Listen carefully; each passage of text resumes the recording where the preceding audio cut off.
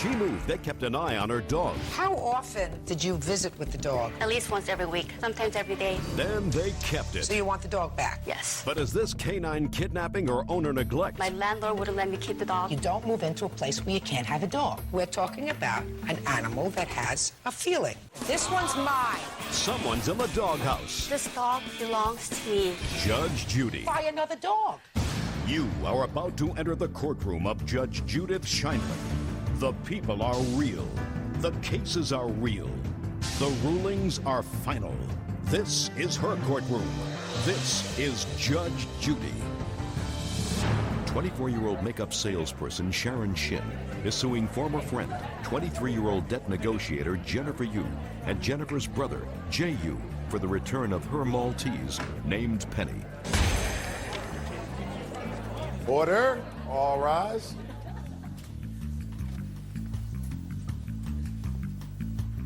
Now, this is case number 337 on the calendar in the matter of Shin versus Yu. Parties have been sworn in, Judge. You may be seated. Ladies, have seats, please. Ms. Shin, it is your allegation that the defendants offered to watch your dog for you because the place where you were living didn't accept dogs. Yes, correct. And now they refuse to give her back. Yes, correct. I've had this dog since Just the birth. wait a second. That's a lie, Your Honor. Just a second, please. Please don't talk. I do talk. You do answer. When did you turn the dog over to the defendants? April 22nd of this year. And when, for the first time, did you ask for the dog back? In the beginning of October. But we had an agreement. Just a second. So they had the dog for a little over 6 months. Yes. This was a friend of yours? Yes. How long had you been living in your apartment? I've been living there for 8 months.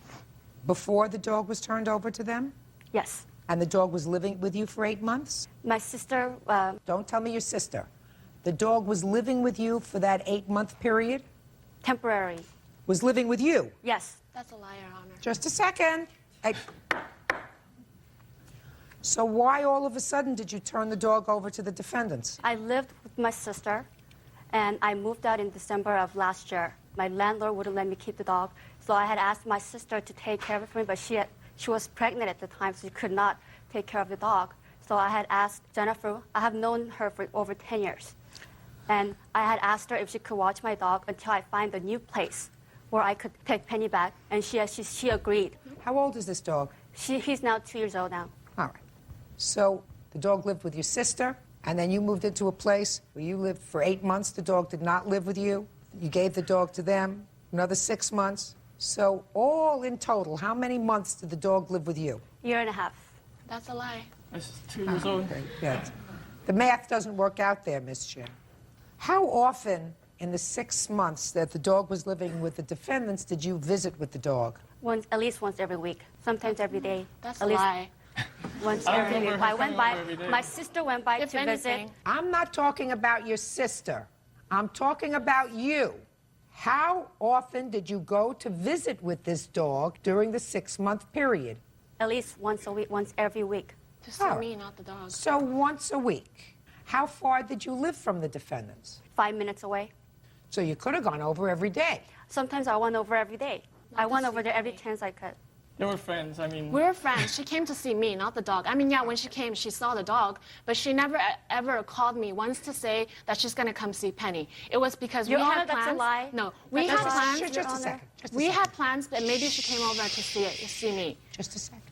And she never had possession of Did the you dog. say? Hey, listen. how much money did you give the defendants in the 6-month period to take care of the dog? Food, vet bills, grooming bills? I did not give them any cash. When she first came over to my So house, the answer is you gave them nothing. I gave them all the supplies. Big bag of dog food, shampoo, conditioner, dog's bed, everything. That was just leftover from Just when a she had second. it. I'm talking about in the 6 months the dog was there, not when she first took the dog, which is the supplies that you had in the house. I'm talking about if she was merely babysitting for this dog for you. It would seem to me you would have an arrangement to say, look, I don't want you to spend any money on... What kind of dog is that, a Maltese? Maltese, yes. I don't want you to spend money on grooming, on vet bills, on food, or anything else. You're just watching this dog for me. I want to pay you. I have the grooming bills here too. If they do have it, I've told them I'm willing to pay for That's it. not what I'm not the asking point. you. So you lived in your apartment for 8 months, and they had the dog for 6 months. Then you went and found a new place to live. Yes. And the new place allows dogs. Yes. So you want the dog back. Yes. What is your version of how the dog came into your possession? Okay, basically, she never had possession of their dog, Penny. Her sister, took care of Penny. She was giving birth, and she couldn't have a dog in the house. She asked me for a favor, if I could give Penny a new home. And I told her that I'm going to ask my brother, because I live with my parents and my brother, and I know my brother loves dogs. So I never owned a dog myself, so I didn't know. So I told her that, I'll ask my brother and my family. I told her maybe a couple days or a week later that my brother was willing to take care of the dog. And there was times before they gave Penny up, they sold this dog, once before, and they got it back. I mean, who gives a dog away? When did they sell the dog A before? couple months before, they sold the dog. They took it back. Then now they gave it to us, and And then Under what circumstances? Do you know the story about how they sold they just the wanted dog? to get rid of the dog because they knew Your they Honor, couldn't house that's the a dog. Just lie. a second. it wasn't convenient for them. Yeah, and they and they think got- that they can give this dog a new home anytime that it's inconvenient for them. Just a minute. Who did And they that's sell not the fair. dog to? They put an ad out and they sold it to someone. Did you put an ad in the paper for the dog? Yes, I did. When? In November of last year. Because at that time, my sister was pregnant. I was living with my sister. I had no intentions of moving out. So my sister was pregnant. We could not take care of my dog. So I put out an ad in the newspaper, and someone wanted to buy it for $300.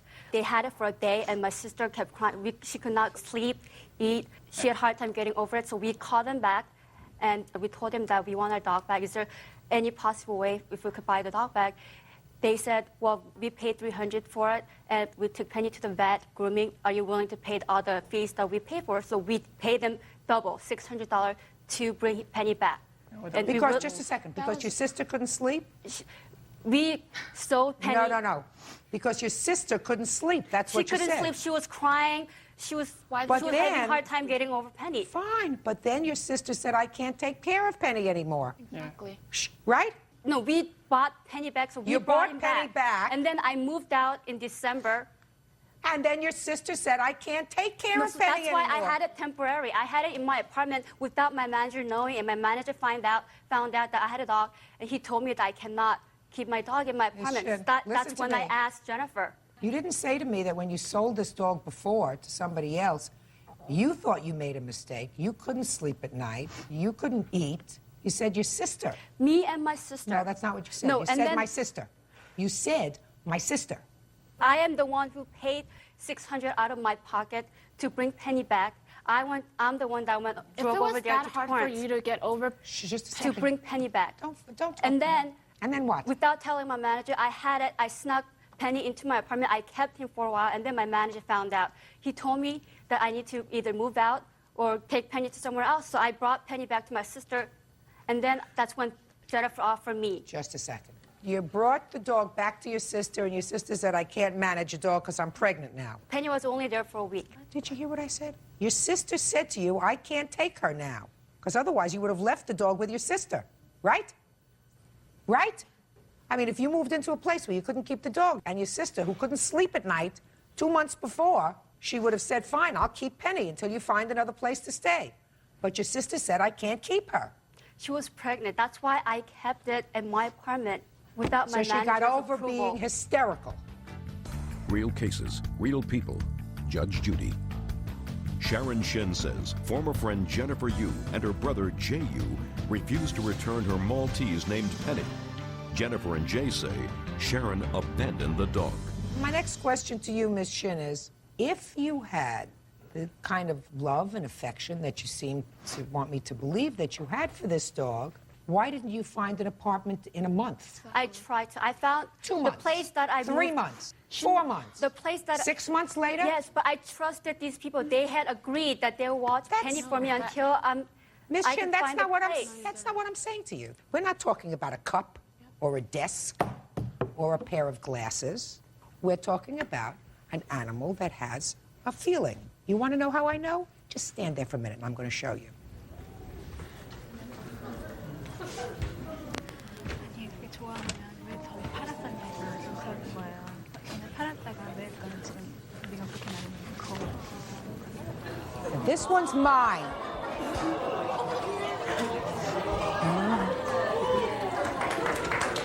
This one's mine.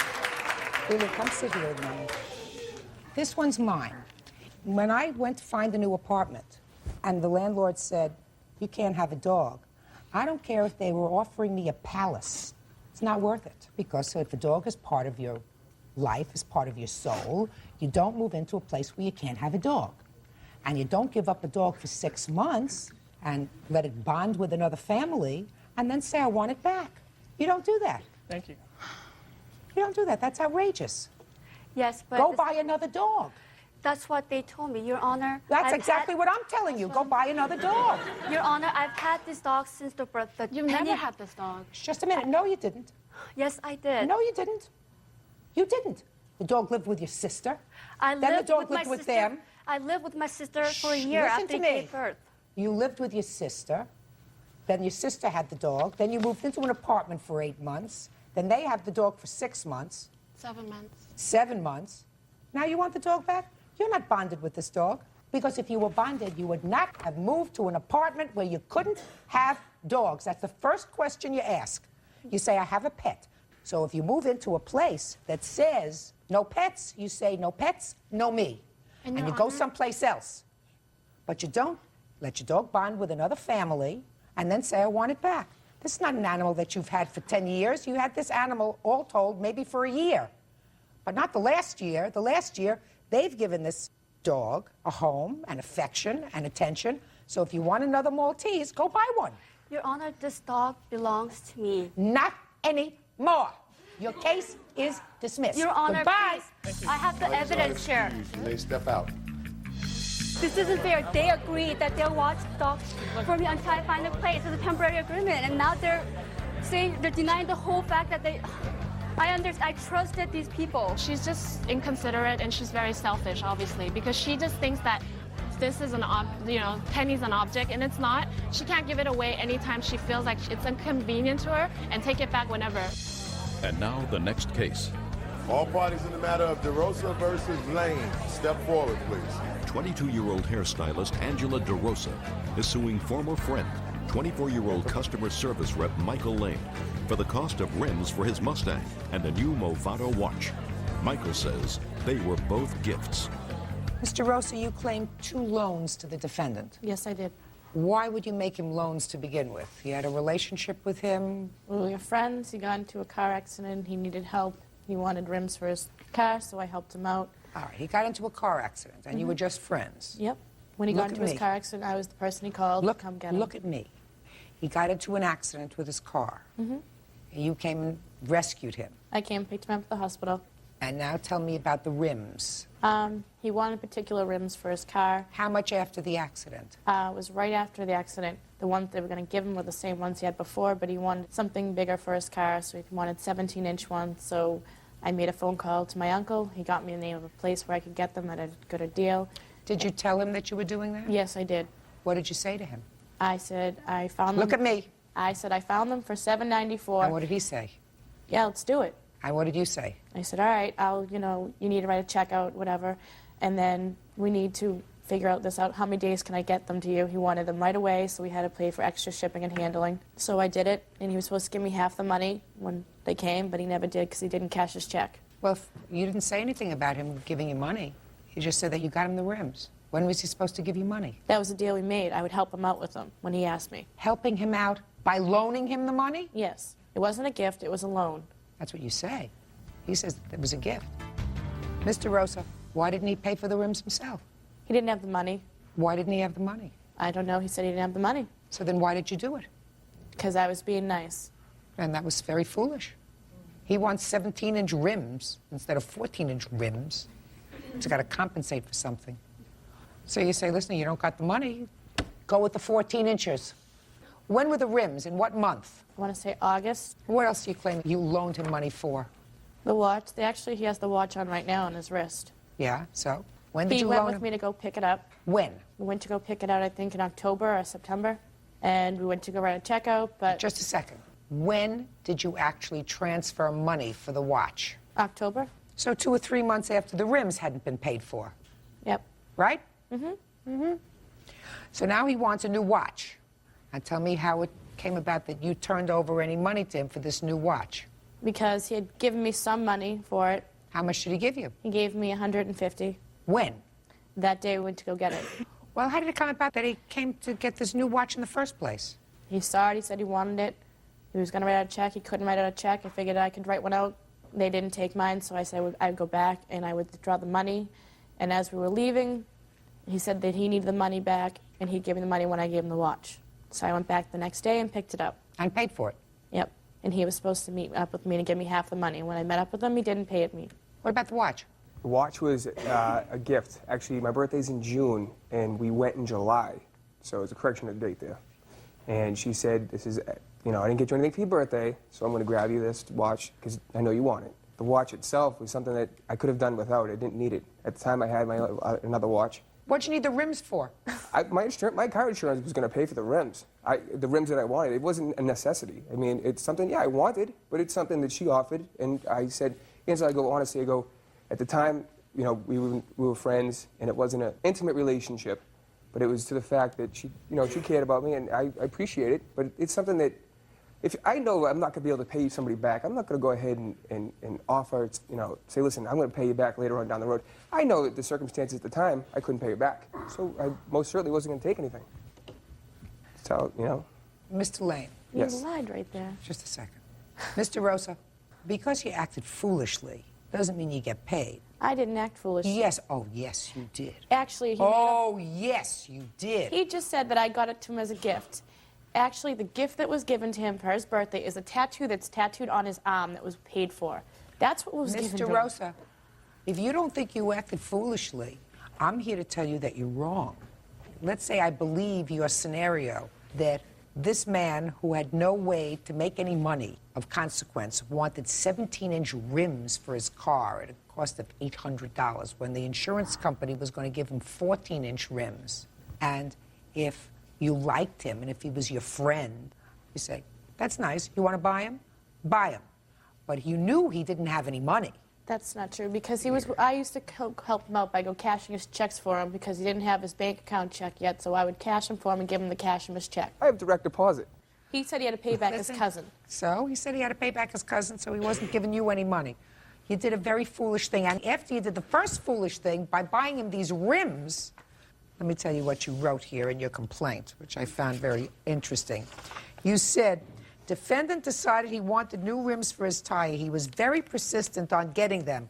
So I special ordered them for him and had them delivered to him right away. Yes. He was at my house the day he called me and said, did you get them yet? Did the rims come yet? He used to sit at my house. Did they get there yet? I have to go to work. Where are the rims? Why aren't they there? I have to have them dropped off. He used you.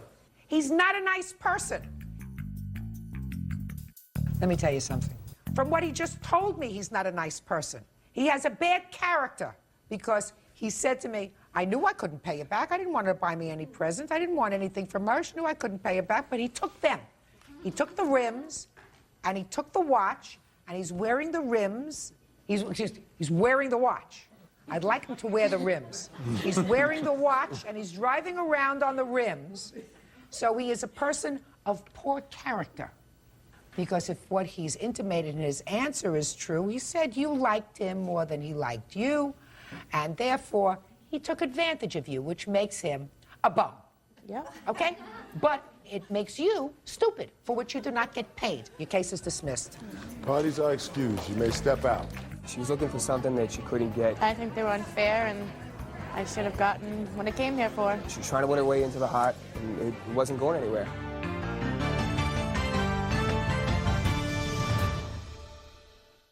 You were a foster child. Correct. She was adopted into her family. Were you friends? Yes. Then you made a big mistake. You sold her a car. But when one sister didn't pay up, She said she would cut all ties between me and the family. Then the next night, the car was gone. She repossessed the car. Correct. who took who for a ride? She vandalized your car. I have the police report right here. Judge Judy. Well, that also teaches a good lesson to both of you. You are about to enter the courtroom of Judge Judith Scheinman. The people are real.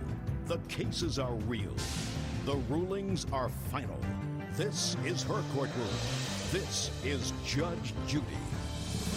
18-year-old student Susan Spetzer is suing her foster sister, 29-year-old restaurant owner Jamie Cronin, for the cost of stereo equipment in a car she repossessed. Jamie is countersuing for the car's original stereo. Come to order. All rise.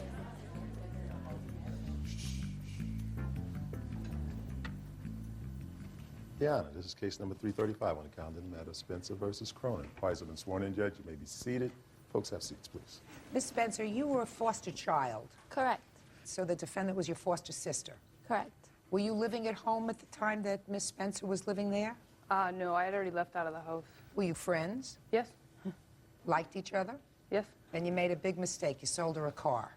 I didn't actually sell her the car. Well, she says that she made an arrangement with you to purchase a car from you. And the arrangement was that she would make monthly payments on the car and take care of the insurance on the car. And you got the car, and you had it for about 4 months. 3 months. And you made some modifications on the car. You added some tires and rims and tinted the windows. And then she repossessed the car. Correct. So your lawsuit is to get back all the money that you invested in the car. The defendant says that she didn't sell you the car. She said you could use it. Is that right? Correct. And that you were supposed to pay $173 a month for the car and keep up the insurance. As long as you paid that, you could use it. You missed a couple of payments, and she repossessed the car. And she is countersuing because she said that she has to redo all the things that you did in the car. And she wants the 2 months that you missed in the payments. What kind of car was this? It was a 96 Honda Accord. Had you moved out of the house already when you purchased the car? No, I was still living in the residence. I took the car in May. I was working at a restaurant, and she offered me it. And What did she say to you when she offered it to She you? goes, I know you're looking for a car, and I have mine, and I want to get a different one because she has a dog, and it wasn't convenient. So I go, yeah, I'll take it. What was the price? $173 a month. For how long? For, I think it was 2 years left on it. So you had purchased this car. Correct. So your payments were $173 a month. I actually had the car loan was still with the bank, so that's why she was going to take over the payments. And what were you going to do for a car? I had already purchased another car, so I was going to sell the car. Yes. And I knew she needed a car, and she said her boyfriend Phil was supposed to get in her a car, and he hadn't gotten her a car. So I said, if you want, you can take over the payments, and you can, but you got to pay the insurance and you got to make the payments. I said, I'll let you use it, and I said, if you can do that, then that's fine. But if you can't, then I'll take the car back and I'll just sell it. So you want me to believe that you never agreed to sell her the car if she made the 2 years' worth of payments? No. She would have gotten the car. Correct. Oh, so you did sell her the car? No, well, I mean, you could say that, I guess, but Well, it's not I'm really saying selling her that the you car. agreed to sell her the car because your answer says you told her she could use it. Well, if she had made all the payments and made all the insurance payments on time, yes, she would have had the car. Then it was going to be her car. So you were really sort of leasing it, but at the end of the lease, it was going to be yours if you made all the payments. Did you ever discuss exactly how long you were going to make these payments of $173 a month? No, she gave me the payment book. She did. Can I see it, Yes. please?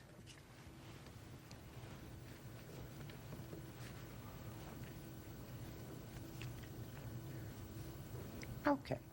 And well, you took this car in May, and did you make May's payment? No, because it was in the middle. She had already made that payment. Did you make the June payment? Yes, I did, but I was a week late. What about July's payment? I paid that also. Is it agreed that she paid for June, July, and August? Depending on how you look at the payments are made in the middle of the month. So she made the 3 payments. 2 payments. She made. Well, she says she made 3 payments altogether. Is that Yes. right? What did you do with the car when you took it back? I had the car for a few weeks and then actually sold the car. For how much? $5,000. Who did you sell it to? An independent party. Someone that. And how much would have been her car payments in total if she made all these car payments? If she had paid the car off Yeah. at the time, probably $4,400, I guess, was left on the car. So you made a profit when you sold the car? No, I actually didn't make a profit on the car because of all these other things that I had to pay for. I had to make the last payment. She owed me money for insurance that I never received that I had to How much did pay she owe for. you for insurance? It was $569, and she gave me $300. Is that right? No, ma'am. When we made the agreement, I asked her how much my insurance would be, and she goes, I would owe her $1,000 by the month of October. Each month that I had the car, June I gave her $200, July I gave her $200. When it came August, I had to buy college books, which was a sum of $500, so I only had $100 to give her. And I get paid every 2 weeks. I go, next week I will give you the other $100. I go, is that a problem? She didn't say it was. So you gave her a total of $500 Correct. towards insurance? Yes. Is that right? No. How much did she give you? $300. Okay. Ms. Spencer, let's start with this. You say that you made some improvements on the car, put a lot of money in the car. Yes. The problem that I had with your complaint is you said, I tried to make the payments on time. You didn't always make the payments on Only time. the first payment. Okay, and some insurance. I You told me some insurance because you were giving her $200 a month, and then you said you ran into some difficulty financially, so you only gave her $100. Well, why would you spend any money tinting windows and putting in a pricey stereo system in the car if you didn't have money to pay for the car, is my question, Ms. Spencer. Oh, the answer is I had just graduated high school, and my boyfriend purchased me presents along with some of my friends. They bought me the stuff to put in the car. The only thing I purchased personally with my money is the CD player, which I don't have a receipt for. Well, why would you buy a new stereo system if you couldn't afford to make the car payments and the insurance payments on time? Well, I purchased the CD player, I'd say, in July, so I was doing fine with the payments. You weren't. You told me that you missed the first payment because you had some problem. You had to get a second job in order to make the payments on the car. The first payment was only a week late, and with my second job, I was making plenty of money. But then why didn't you give her the insurance money when you were supposed to? I was giving her $200 a month. But then you stopped. Then you only gave her $100. Because I had to go to college and buy school books. School books is a good thing. A stereo system isn't. But it had a radio in it, didn't it? Yes, I couldn't take back what I had already purchased a month ago. So you made a mistake. Yes. I also made the mistake of agreeing to do this with this lady. Real cases, real people. Judge Judy.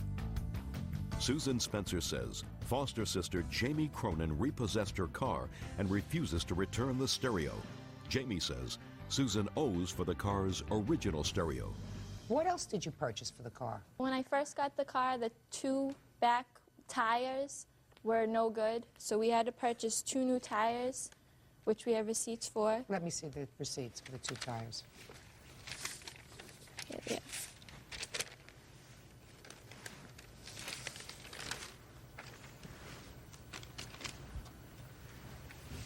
Okay, so the 2 new tires were $92. Yes. Okay. And then his father works for the Department of Corrections, and one of the head police guys impounded a drug dealer's car, and they had those rims on it. And he said, well, I don't really want to be driving around with these rims on it. If you purchase 4 new rims and give them to me, I'll give you these rims, which were valued at $1,000. But I have receipts for the 4 rims that we purchased for him. No. Rims you don't need. You could drive a car without rims, right? Yes. What else? We just have the receipts for the system we purchased.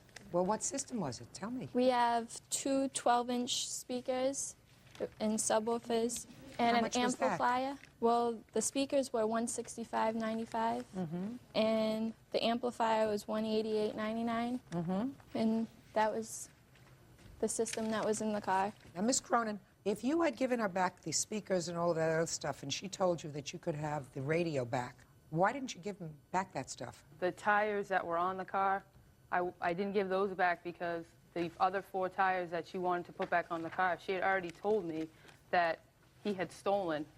Phil's friend had, I guess, worked at some tire place. And Your Honor, you have the receipt. We have a receipt.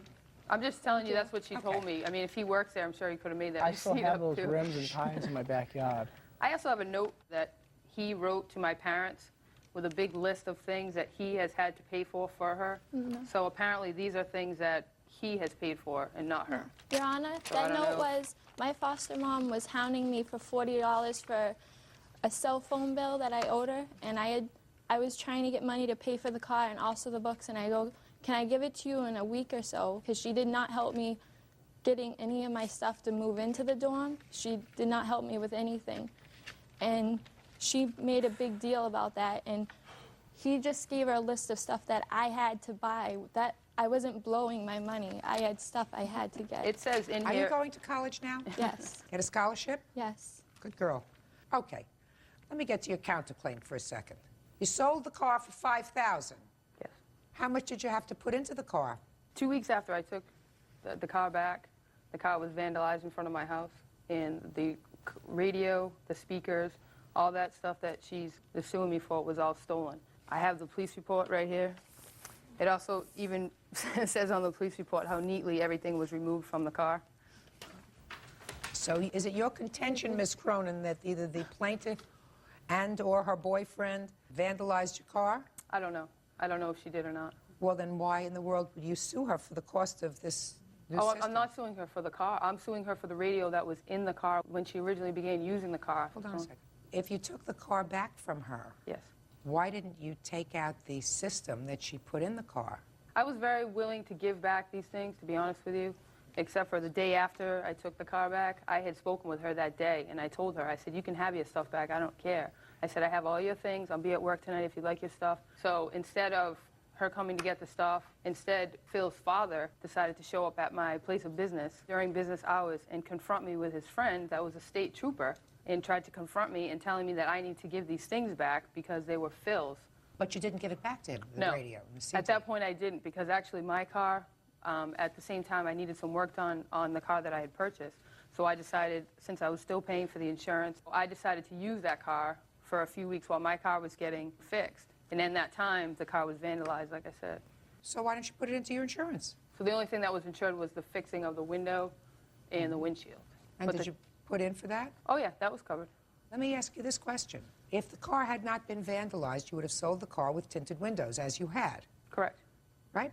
And you wouldn't have complained about it. Correct. So your problem is not with her. Your problem is with the person who vandalized your car and broke the window. If these things weren't in my car, if the stereo and the window wasn't tinted and stuff, my car wouldn't have been vandalized. Miss Cronin, stop complaining. Miss Cronin, you sold the car for more money than Miss Spencer would have given you for it had she paid off the entire loan for the car by at least $600. So you're not out any money. No. Fine, so what are you counterclaiming for? I had no... You just want more money? I had no claim in the first place. She's the one that sued me. I had no... I didn't want any money from her or anything Good, like that. so then we've just eliminated your counterclaim. She doesn't owe you any money. The value of the things that you put in the car that I am going to give you, the $90, it was $190. I'm taking away the $100 for insurance. The $92 that you put on new tires, because evidently the defendant got the value of that when she sold the car, and the $165 and the $188, that comes out to $535. Judgment for the plaintiff, that's all. Good luck. You may step out. I would be more concerned about her relationship with my parents and maybe her mending that relationship with them. I just wish it wasn't an issue in the first place, so I would rather separate myself from them. Don't ever help out anyone unless you have something down in writing and some sort of agreement, and, you know, because it ends up coming back to get you. And now the next case. All parties in the matter of Colindres versus Danton, step forward, please. Realtor Luis Colindres is suing his former roommate's girlfriend, landscape designer Susan Danton, for stealing his property. Susan says she didn't touch his belongings. Mr. Colindres, the defendant was the girlfriend of your former roommate. Is that correct? She was. According to your complaint, you came home from work on a day in March, and your roommate had been arrested for some charge involving stolen property. When you returned to the house, you saw the defendant driving away. So far, is that correct? Yes, Your Honor. When you got to the house, you found that the locks had been changed. Yes, Your Honor. You managed to gain entrance into the house. Yes, Your Honor. When you got to your room, you found that certain property was missing. Some personal property and some cash, correct? Yes. And it is your lawsuit that the defendant stole your property. Yes, Your Honor. Tell me how you know the defendant stole your property. These are the evidence. If you don't mind if you end it to it. No. Okay. Why she stole my... No. How do you know she stole your property? Your Honor, she's the only person that went into the property without police supervision. And she was alerted of my arrival by her son because she was on Bollinger Canyon waiting for my arrival. And they had a two-way radio. So maybe when I was driving down, probably Chris said, Mom, he's coming, get out of the house. So you didn't hear any of this. This is what you're thinking. No, actually, I saw her just driving in front of me. Almost she ran me over, Your Honor. She was driving away from the house. She's just driving away. That's the evidence that you have, because I read your complaint very carefully, Mr. Colindres. And your complaint said that you know it's her because she was driving away from the house. Your Honor, may I interrupt? Why just go in and change the locks without police supervision? There had been a search warrant. So there was a search warrant in your house. Do you know how many policemen arrived? I wasn't present, Your Honor. Do you know whether there were any non-police officers who were there, for instance, locksmiths or anything else? No, I don't. So all you know is that there were a lot of people who entered the house with a search warrant to go through not only the roommate's property, but the entire house, because they had a search warrant for the house, right? No, Your Honor. They had a search warrant, but they were not supposed to go into my room. Supposed to. You weren't home to tell them it was your room, were you? His ex-wife told me that she went in there with them and they didn't go into my room. That detective said that they didn't go into my room, Your Honor. Mr. Calandras, first of all, that's hearsay, that nobody went into your room. It's certainly possible. But the only evidence that you have against the defendant is that she was driving away in the car. Yes, Your Honor. Miss Staunton, I know this is going to sound like a ridiculous question. Did you steal his property? No. Do you know who might have stolen his property? No. Were you present when the police arrived? Police were there one time when I came home, and this is after I'd changed the locks to protect myself from Mr. Calandras. When had you changed the locks? Before or after the search warrant? That was after, days after. Days after? Yeah. So you felt as if you needed protection from the plaintiff? Yes, Your Honor. Why is that? Because he was very hostile to me. He would be in my face, you know. Is that after he thought that you had stolen his property? No, this is all has gone on for a long time. Okay. What happened to any property that was in his house? I don't Do you know. What's happened to the house? I lived there. Well, then, if you live there, you would know if in his room there's any property. Well, yeah, he was in the process of moving out. Excuse me, Your Honor? Yes. I was there. I could testify to that. Well, step up, sir. Tell me your name. John Rowe. Mr. Rowe, were you there on the date that the search warrant was executed? Yes. Were you present when they went through the house? No. Did you see Miss Staunton when she came home? No, I was incarcerated at the time. Do you know anything about Mr. Calandras' property? I know that he vacated the property, and we had a civil standby at that time. He removed all of his personal property. Was that before or after the police executed the search warrant, Mr. After. Taunton? So after he claims that you took some of his property? Well, he's accused my son-in-law of stealing it. He's accused me of stealing it. He's accused Susan of stealing it. I don't even know if it's stolen. I mean, I just don't know. Okay. Has he accused other people formally in writing? Yes. With complaints? With police complaints? Yes. Not that I'm aware of. What kind of complaints? To whom? Written letters. May I see the letters, please?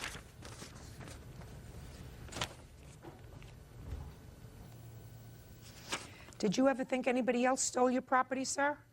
No, Your Honor. Did you ever accuse anybody else? No, Your Honor. You say in this letter that it is my opinion that Susan Danton did take my gray suitcase. Yes, Your Honor. It's your opinion. That's my opinion. Okay, well, we can't go by opinions, sir.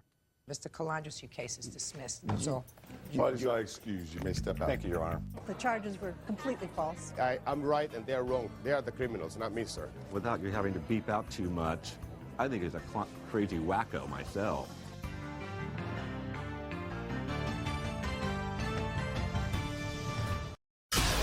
Was a mother robbed by her own son? He did not pay you for the car. There's a lot more to the story than that. Or was he framed? She asked me to help her plant drugs on my stepfather, What kind of drugs? methamphetamine. Where this case will end up is anybody's guess. She broke into my home. She made up a story that we stole a bunch of stuff, and I went to jail. I helped her, and I'm ashamed of that. Judge Judy, This is a strange little tale. you are about to enter the courtroom of Judge Judith Scheinman. The people are real. The cases are real. The rulings are final. This is her courtroom. This is Judge Judy. 40-year-old receptionist Jeannie Dent is suing her son, 19-year-old salesperson Brandon Bowen, for the value of a car she helped him buy. Brandon is countersuing also for the value of the car. Order. All rise.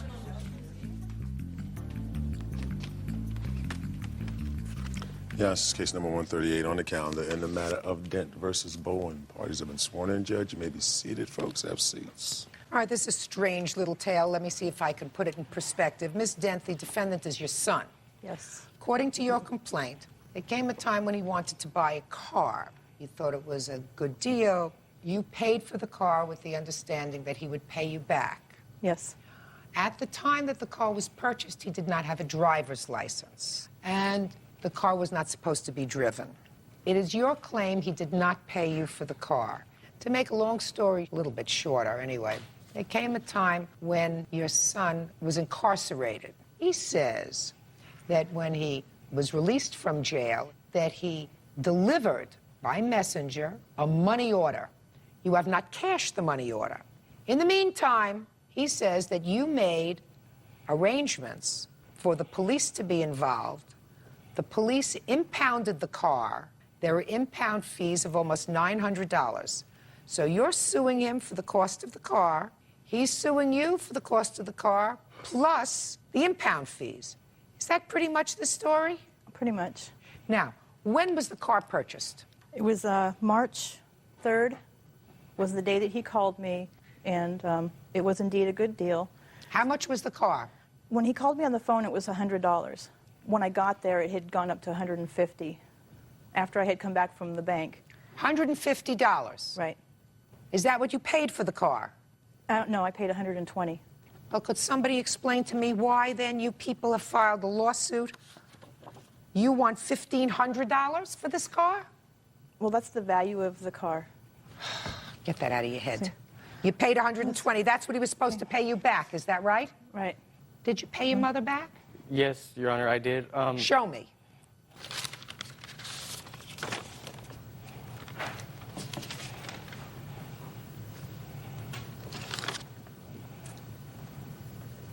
Your husband received payment for the car, money order. Why didn't you cash it? My boyfriend received that. I wasn't. Boyfriend? Yeah, and I wasn't home at the time. Do you live there? Yes. Why didn't you cash the money order? Because he didn't make me aware of it. The first I knew that there was a money order there was the day the police showed up to my house when he was claiming auto theft. You mean you don't speak to your boyfriend? Well, I work. He goes to school. There are days when we don't have words. Yeah. Well, but now you know about it. So where's the money order? I have it. Well, why don't you cash it then? You would have been paid. Now you know that he paid you on time. Because there's a lot more to the story than that. Just a minute. One thing at a time. He paid, as a matter of fact, the money order was for $151. So cash the money order and then you've been paid. That was your agreement with him, correct? Right. Fine. He was supposed to pay for that car by April 2nd. It was to stay at my house parked. He had stolen license plates from Mike's Pinto and had put them on this car so he could drive it. Well, that was terrible. It was. You shouldn't have done that. Your Honor. You shouldn't have driven the car. You had no license. That's right. Right? Correct. So, and that breached your agreement with your mother, right? No, actually, my mother gave me permission to borrow the car. Listen to me. I'm sorry. You have no license. Your mother cannot grant dispensation from state law, which says you require a license to drive. So there may be a lot more to it, but bottom line is, you lent him money for the car. That's what you were suing him for, not $1,500, because that's not what the car cost. And he's paid you. So you got your money back. Cash the money order. Your Honor. Now let's get to your counterclaim. I think it's pertinent to address the issue of this whole reason she kept the car came and took the car from me and kept it. I got out of jail May 30th. The money wasn't originally due until April 2nd. She took the car, knew I didn't get paid until April 1st, took the car because I came forward and confessed that I knew that she asked me to help her plant drugs on my stepfather for a paternity case that she was losing, or felt she was losing. Excuse me? There is a custody issue with her and my stepfather. Yes. Over my brother. How old is your brother? He is 4 years old now. Go ahead. She asked me to help her get a stolen gun originally for her boyfriend, supposedly, that couldn't own a gun. And I said, why would he want a stolen gun? If he gets caught with it, it's even worse. So I said, what are you trying to do? She said, her husband, ex-husband, is winning the case. She feels he's wrongly winning. Help me get something that's a felony so I can get him to lose. And I helped her, and I'm ashamed of that. How did you help her? I called a friend that could help her get some drugs. And what kind of drugs? Methamphetamines. And what'd you do with them? They were delivered to her house. She paid for them. Delivered to her house? Yes. I called her the next day and said, I feel wrong about this. I can't send him to jail. I've gone to jail for stuff that I didn't do because of you. I don't want him to go to jail for this. And I came forward and told him. And she held the car against me, telling my brother, tell Brandon if he changes a statement in court that this is all a lie, that I didn't really do this, then I'll give your car back. And I haven't done so. And I located my car, went there to have it towed out of her witness's yard because I paid her for the money and extra money. I paid her the $25 she filed on me. She wanted me to repay her that. She told me, change your statement, pay me $150, which is $25 more than you actually owe me because I filed on you. It cost me $25, so pay me that. Filed on you for what? For the car. You mean when she filed in small claims court? Yeah, she wanted me to pay her that $25 back. The fee? Yeah, and I called the tow truck, went to go repossess my car out of the yard after it was paid for. The tow truck guy said that she won't let me on her property. I left, came back like 20 minutes later. The tow truck guy was pulling it out, said Stephanie told me to impound it as soon as I left. So they deliberately, out of spite, had it towed when I was there to remove it like 20 minutes before. This is all because I won't lie and say that she didn't do this. Real cases, real people. Judge Judy. Jeannie Dent says her son, Brandon Bowen, owes for the value of a car. Brandon says his mother asked him to frame her ex-husband. Where's your $120 car? It is at my house. I got it out of impound. I don't want the money for the car. I just wanted my car back, and I just wanted. You have it now. Yeah, I just wanted her to pay for the damages. She kept, the lady that had the car, her witness, kept the key. The impound people had to unlock the door and take the ignition out, and all that has to be replaced. I have estimates how much that's going to cost. Well, how much is it going to cost? It's going to cost, just for the locks, not including the ignition, all the locks from Chet's Locksmith is going to be $367. Forget it. Let me explain something to you. Okay. I'm not giving you, sir, 3 times the cost of the car to put in a new lock. I don't want the process of the car. I just... But you understand me? The whole car cost $120. Yeah. You think that I'm going to order her to pay $300 and how much? $27 to put in a new lock? Forget it. Okay. Bottom line is, you got your money, you got your car. Correct. You don't like each other anymore. I love my mom. Well, it certainly doesn't sound like it to me. What were you in jail for, Mr. Bowen? She alleged that I lived with her for a short period of time, and I was $50 short of paying half of her rent. She told me her new boyfriend doesn't like me. I had to leave because she had a doctor's appointment. I climbed back through my bedroom window. She came home and called the police, and her and my sister made up a story that we stole a bunch of stuff, which is not true, and I went to jail. Just a minute. What did you go back to jail for recently in March? That was to serve the last 4 days of the sentence for climbing through her window. Were you the complainant on that case? Yes, I was. He broke into my home. I was living there at Which the is time. just one of many things that have happened. Why do you think that you would be entitled to $1,500? Because that new contract was signed after constant badgering. He was calling my work, and every time that I would hang up on him, and he'd call back, he would hang up on my boss. My job was at risk. My boss said, this has got to stop. That's not true. And, it was creating a problem for me. He was calling my house. I'd get 7 phone calls, child, 5 are hang-ups. He's your child. He's your child. Yeah. And if you bought him a car for $120, and that's what all this fuss is about. He's my child who's broken into my home, who's stolen money from me. I don't understand it. Do you have drugs delivered to your house? No, I did not. And I have a couple statements here. He wrote a statement first and says that the person I'm in this battle with, first he writes a statement and says that this person, Richard, is coercing him to write a statement in lieu of furniture. And he comes to me and tells me that, and I said, well, then maybe you should write that down. So he did, and I have that with me. Then he goes to Richard, the other person, and writes the statement. A couple days later, he's got furniture. Then he comes back and writes another statement and says, well, that was not true, and I recant all that, which I have also. Sounds like you shouldn't get your child involved in your own domestic court situations, especially when the child is an adult child and doesn't have anything to do with the custody battle that you're currently involved in. Neither you or his stepfather should do that. In any event, you got your money, you got your car. Goodbye, good luck, be well. Thank you, Your Honor. Happy life. He's a drug addict. I can't believe that someone that was supposed to be my mother would actually sit here and do this and say things like this. Enough is enough. And now the next case. All parties in the matter of Foster Nelson versus Winders Burgess. Step forward, please. 17-year-old Anthony Nelson and his stepfather, 35-year-old pipefitter Scott Foster, are suing Anthony's former friend, 15-year-old James Burgess, and his mother, 41-year-old waitress Kim Winters. Anthony claims James took his quad runner without permission and flipped it. What's your first name? Anthony Nelson. Well, that's your first and your second name. But it goes together. Anthony? Yes, ma'am. Anthony, you have some sort of a bike. What sort of bike is it? It's a four-wheeler. What's a four-wheeler?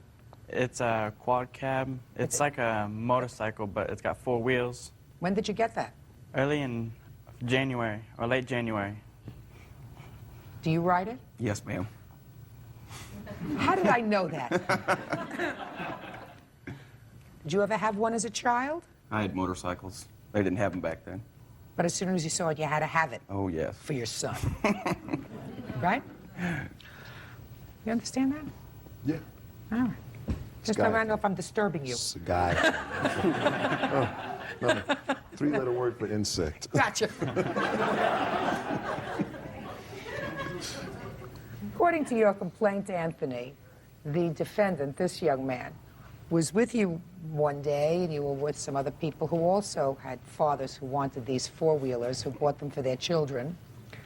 And the defendant, without your permission, got on the bike, rode it, had an accident with it, and damaged it. You want him to pay, or his mother to pay. That's what this case is about. Yes, ma'am. I'm not exactly sure what your defense is. That he gave you permission to ride it, and the cost of fixing it was too much, but I'll get to it in a second. How many boys were you out riding with? There was 4 of us all together, ma'am.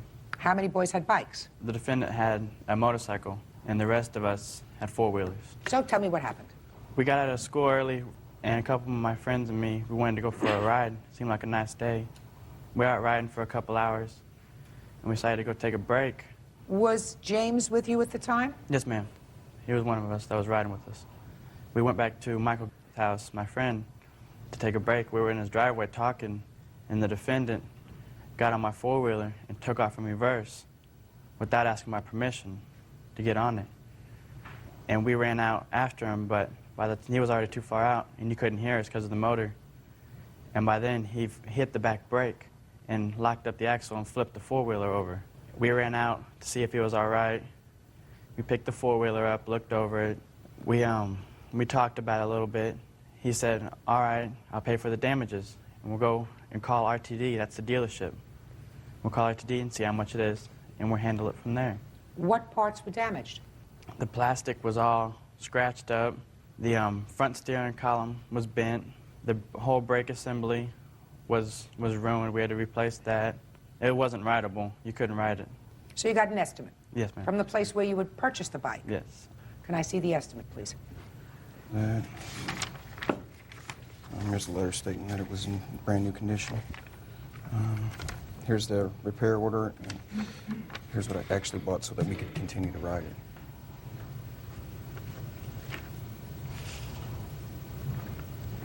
The entire cost of repairing the bike is $918? Yes, ma'am. What's $1,027.11? That was for my time off of work. I took a day off, or half day off when I figured we were going to court, and my labor's a lot cheaper than theirs. Clearly. Yeah. Okay, let's hear you. Ma'am, I did have permission to ride the 4-wheeler. We were all sitting in the driveway. We were standing talking around. Mike just got back from riding it. Mike took it down the road, come back. I go, Anthony, can I ride it? He goes, hold on 1 minute, let it cool down. A few minutes later, I asked him. He said yes. I was backing down the driveway. I hit the rear brake, and a 4-wheeler came back. I jumped to the side of the 4-wheeler.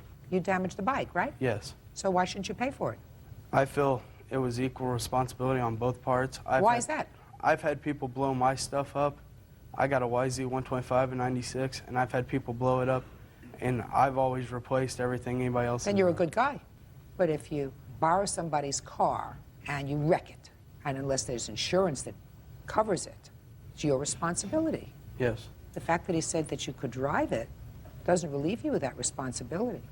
You want to say something? Yes. The main reason we're here is from the discrepancy in what was supposed to be wrong with the 4-wheeler. They went to my house, they called RTD, said it was just the clutch lever, or brake lever, and it was $87. They called and said, this looks like it's wrong with the bike, right? Yes. And they said, well, if that's all that's wrong with the bike, and it's $87. Yes. But clearly when they took the bike down there... Can I say one more thing? Sure, there turned out to be a lot more damage to the bike. He came to my house, the father and the son came to my house a few weeks afterwards with an estimate of $400 and some. And he said, your son did this, will you pay it? And I said, what happened to the $87? And he got mad, upset, and I said, no, I won't pay the $400 and whatever dollars it was. So he went to go out of my driveway. He threatened my son. He threatened to beat my, or his exact words, he goes, your ass is beat. He threatened my son, and That's not at that that's time. not good. At that time, it was $400, $400 and some odd dollars. Did you ever give them an estimate of 400 some odd No, dollars? I did not, ma'am. I walked to her door to ask her to pay this damages, and her exact words. Sorry. That's I'm a little not, upset. that's not what I'm asking you. She said that you showed her a bill at one point for $400. No, ma'am. She wouldn't even look at it. That's the actual estimate I gave her. She wouldn't even look Well, at this it. is dated March the 2nd, which Correct. is shortly after the accident. Correct. He must have went and got that after he left my house. What he brought to my house was $400 and some dollars. What date did he come to your house? You know what date it was? I'm not exactly sure what date he come to my house, but all the kids at school knew it was $427. And then we got the statement in the mail that was that $900. It's like $1,027. Okay. Has the bike been fixed? I fixed the steering part so that we could ride it. And how much did you spend on the steering? You have the paperwork Is that up the there? second bill? Yes, ma'am. $219? Yes, I believe that's what it was. All right. And the rest of it has not been done? No, ma'am. That's very, very easy. I'm entering an initial order of $219.73. And what you folks will do, since you all live in the same neighborhood, is we'll pick a date. You all go down to RTD Motorsports and satisfy yourself what the bill is. I will enter a maximum order in the amount of $918 to be held until the both of you go down and satisfy yourself what the bill is. Do you understand? Does that sound fair to you? I mean, no, it doesn't sound fair to you. He says he had permission. It's his responsibility. He wrecked the bike. And if he wants to be a good guy and take care of it when other people wreck his bikes, that's up to you. You wreck this one, it's your responsibility. The only difference is the cost of repair. And I don't think that you can exaggerate the cost of repair. You actually spent $219, that you get. Then 5 days from today, you boys make arrangements with your parents, if necessary, to go down to RTD Motors, see what it's going to cost to fix the bike for a maximum of total $918. And then the court will enter judgment in that amount. Do you understand? Yes, ma'am. Does that sound reasonable to you? Yes, ma'am. Perfect. Court will draft the order. Thank you. Parties are excused. You may step out. I don't believe I said that. I think I said maybe Anthony take care of him later. Yeah, I was upset. I've had accidents. I've done it on my own four-wheeler, and my cost was never that expensive. I'm just glad we could finally get it over with so we can go back to go riding.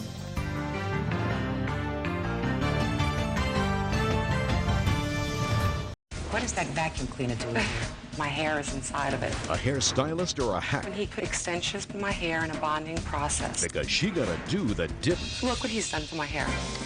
One woman's brush with the law. My hair is damaged. You put glue in your hair and you expect your hair to be healthy. It ain't gonna happen. Is it a case of splitting hairs? Somebody made this from a sweater or something. Judge Judy. You root a little bit. That's just my suggestion, and I am not an expert. You are about to enter the courtroom of Judge Judith Scheinlich. The people are real. The cases are real. The rulings are final. This is her courtroom. This is Judge Judy. 39-year-old marketing salesperson Lisa Ladante is suing 38-year-old hair salon owner Greg Davis for damaging her hair. Lisa says after receiving extensions, her natural hair fell out. Order. All rise.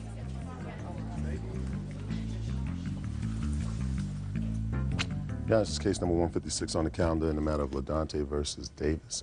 Parties have been sworn in, Judge. You may be seated. Gentlemen, have seats, please. Ms. Ludante, it is your complaint that the defendant... What does that vacuum cleaner do in here? That's my vacuum cleaner that's busted right now because my hair is inside of it. Could we do something with that vacuum cleaner and take it away, please? Or just put it so I don't look at it. Props I don't need. Thank you. All right, Ms. Ladante, it is your complaint that you had a hair process done by the defendant, and as a result of the faulty process, you're losing your hair. You want him to pay $5,000 for the treatments you're going to receive over the next 5 years, et cetera, et cetera, et cetera. The defendant is counterclaiming because he says you stopped payment on the check and never complained to him about the process. That's what the case is about? Yes. Yes. Okay. How long had you been going to the defendant's salon for service? Almost a year and a half. And he had done work for you satisfactorily before? Yes. What kind of work?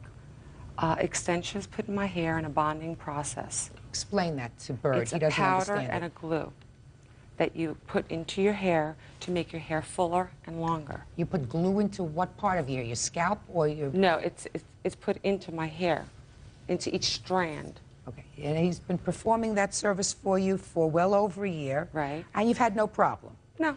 Good. So when did you start to have a problem? When he gave me a $1,200 process and promised me that it would last me 9 months. Okay. When was that? When did he give you this $1,200 process? On April 24th. Tell me about it. Did you go in for a normal glue job? I was going to get, you know, the regular bonding done. He says, I have a new process for you. It's going to cost you $1,200.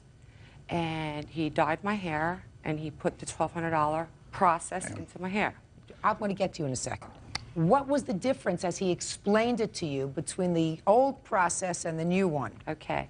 It's supposed to be a protein-based glue. So instead of making my hair damaged, be more beneficial to me to have healthier hair and go back every 9 months instead of every 3 months. Okay, so you go in on April 24th, and he gives you this expensive bonding job. Right. What happened next? The 25th, I noticed my hair was all orange. I called him up. He said, come on in and I'll fix it for you. Okay. And he fixed it for me. Tell me what he did. Excuse me, Chuck? Take the thing off. Look what he's done to my hair. Talk to me. On 4/26, he recolored your hair. Right. Has that ever happened before when Never. you colored your hair? Never. Okay. Then what happened? He told me not to wash my hair for 48 hours from the 24th. The 26th, I washed my hair. That was 48 hours. And as I get into the shower,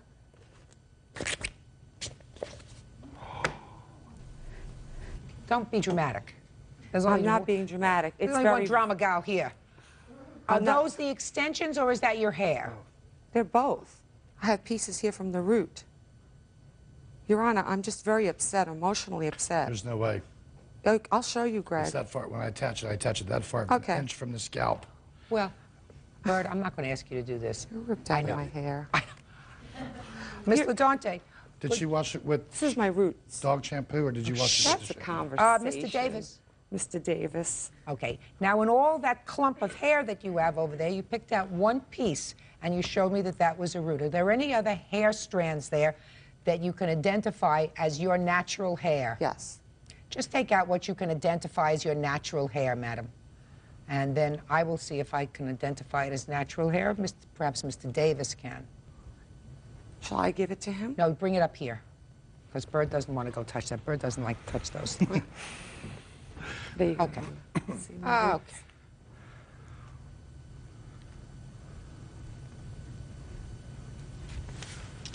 What I see is the extensions came off, and I see some dark hair. That's my root. Okay. All right. So of all that mess over there that you have over there, this you say is your natural hair. Well, some of it in here is... Not all of this is your natural hair. This is extension. Yes. Take the rest of that clump there, put it back in where it belongs. Very good. The whole thing. This too? That's all came out. This all came out. It's all came out. So it's not your hair. This came out, which is the process that he put on. This is not natural hair. This is not your hair. This is somebody else's hair, or some Human hair. Somebody made this from a sweater or something. I don't know. Okay. Now, let us assume, Miss LaDante, that it is true that the extensions that he put in came out. Yes. And you paid him $1,200. So why are you suing him for $5,000? Why? Yes. Okay. I need hair integration. Show me. Okay. I have a bill here for an estimate of doing $1,004. For what? For hair integration. It's What's right hair here. integration? It's almost like a wig, but it's not. You don't need a wig. Is that your natural hair? No, Listen to me. half of it isn't, half of it is. Madam, why don't you just cut off the extensions that you have in your hair? Yeah, I'm looking at the going top of your hair. Top of your hair looks thick, looks fine. You know, you may need a little bit of a touch job right over there near the roots, but we're not talking about that. It looks as if this is healthy hair. You don't expect him to pay for another process, for another integration process for your head. He's not going to do that. Integration has no bonding, no glue, no nothing. So, you want a different process? Go get a different process. I'm in the marketing business. I have hair falling in front of my customers. Why don't you cut, it's not your hair, why don't you just cut off the extensions? This never happened before until he did this process. Listen to me. Your hair isn't falling out, your extensions are falling out. The extensions are from here down, is that right? Right. Cut them off. Real cases, real people. Judge Judy. Lisa LaDante says hair salon owner Greg Davis owes for damaging her hair. Lisa says after receiving hair extensions, her real hair fell out. Okay, let me hear you. Chuck called me and said, let's talk about this. I said, okay, what's the problem? He's like, well, Lisa's petrified of you, da-da-da. I'm like, Chuck, come on. She's been coming to me for a year and a half. I said, why hasn't she called me before now and said, you know, Greg, this is a problem. She knows it's not real hair. He's like, you know, come on, let's negotiate the price. And I said, what do I look like, Monty Hall? I did the service, she signed the check, everything over and done with. She stopped payment on your check. So you did not get paid for this process? Yes, ma'am. Is that right? Yes, ma'am. Your counterclaim, sir, for this money is denied, and I'm dismissing your claim. You, however, listen to me very carefully. You didn't pay for the service. If you had paid for the service, I would have awarded you the full amount that you had, in fact, paid him. But you stopped payment on the check. You were dissatisfied with the service, so you are out no money. My hair is damaged. It may be damaged, madam. Do you have... You make your appointment, it Shade. doesn't happen. All right, I'm going to take care of it very easy. Don't show me papers. You have a witness here to testify? Yes, He wasn't even there. He was not even there. Yes, he I was. want you to be quiet. Who are you? Why? I'm her fiance. Are you a hairdresser? No, I should. Sit down. You have someone who is an expert in cosmetology, who is a licensed hairdresser, who will testify that they examined your hair and that your hair, as a result of this process, was damaged irreparably. Do you have such a witness? No. Then your case is dismissed because you have already been compensated by the fact that you stopped payment on his check.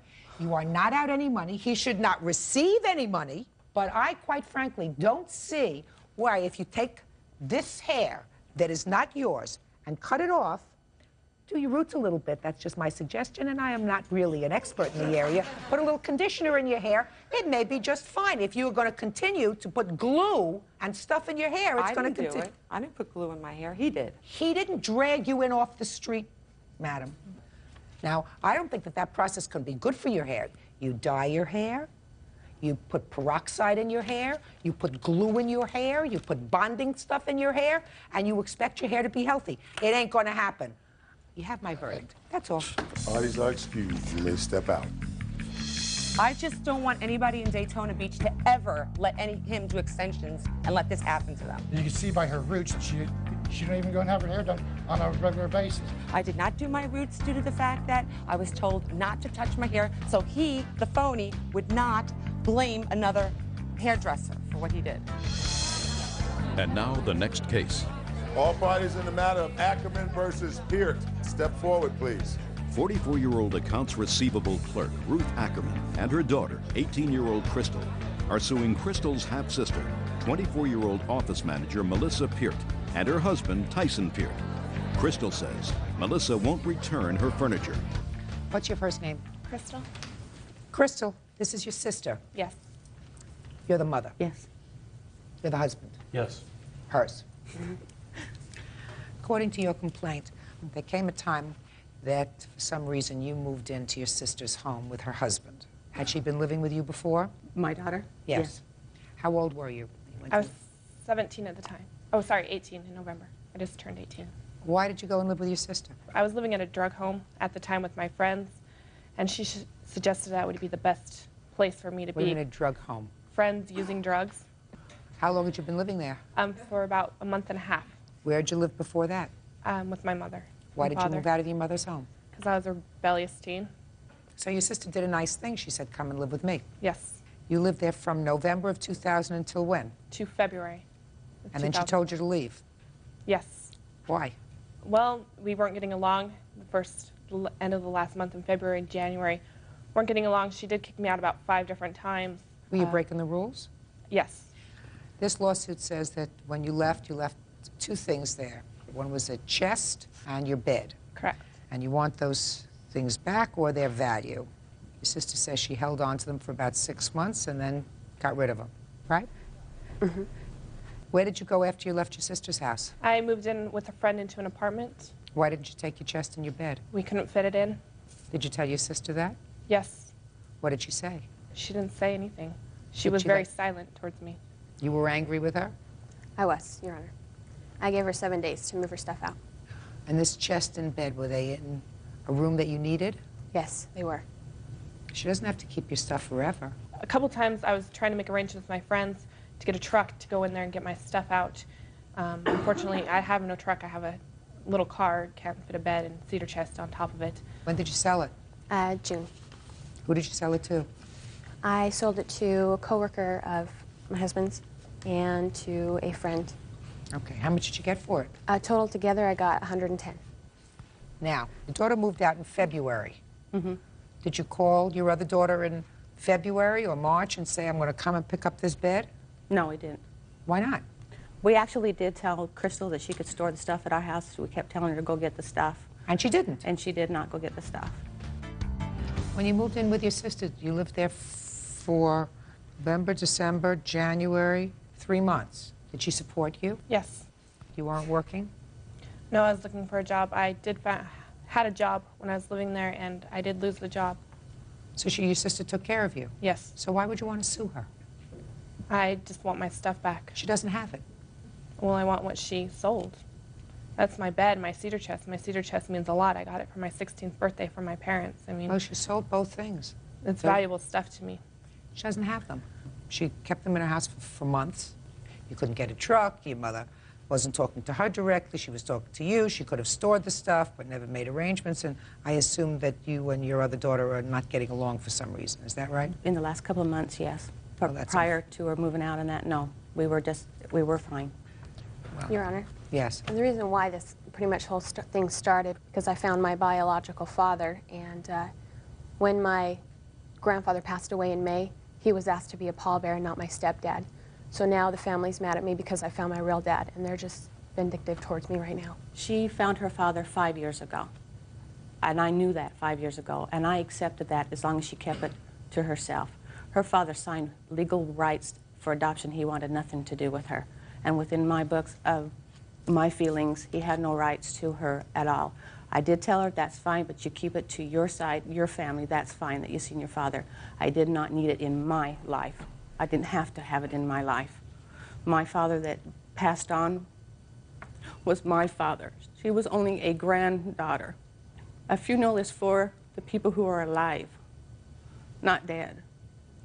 And my father wanted a quiet family funeral, and he was not my family. He might have been my daughter's, but he was not my family. So due to that, yeah, we got a lot of hurt out of it.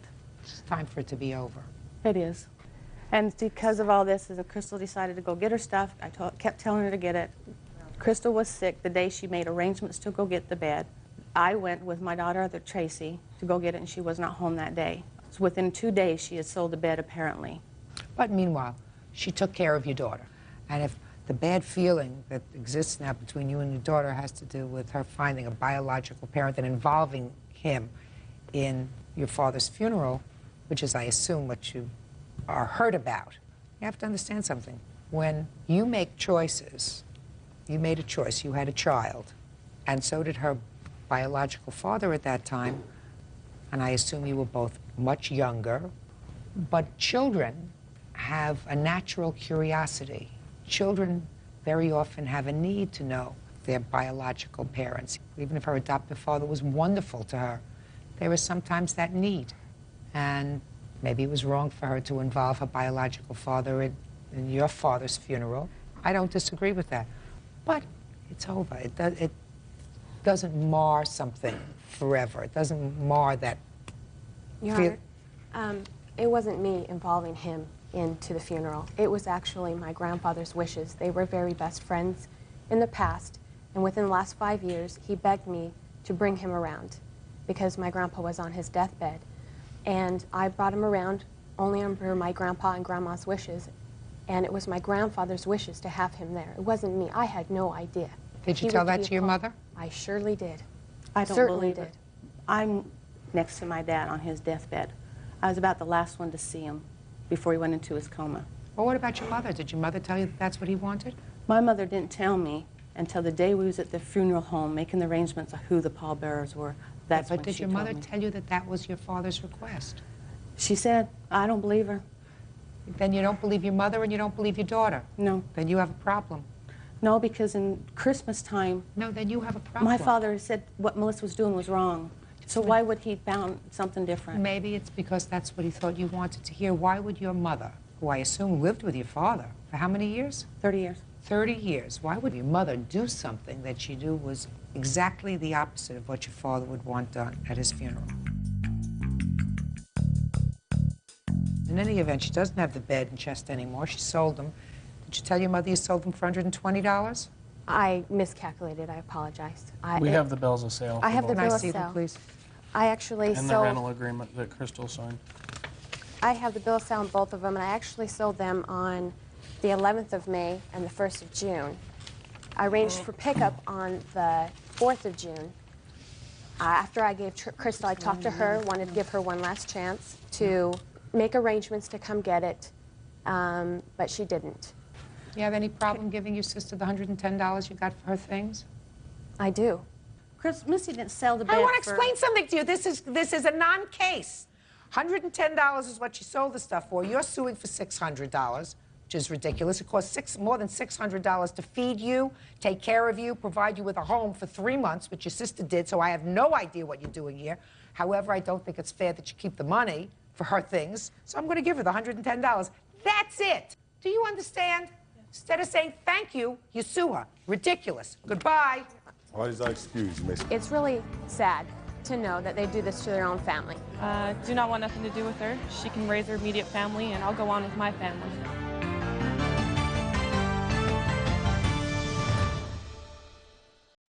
One wrecked car. He asked me if he could use the car to get a pack of cigarettes. I was apparently going a little fast, and we crashed. 2 nights behind bars. Well, then they put you in jail. What were you in jail for, sir? I had some drugs on me. And a whole lot of excuses. Why should you not pay for the car? Because I wasn't in the right state of mind. I was pretty intoxicated. She used to let me use the car whenever I needed it. Judge Judy. If she would have said no, then that would have never happened. You are about to enter the courtroom of Judge Judith Scheinman. The people are real. The cases are real. The rulings are final. This is her courtroom. This is Judge Judy.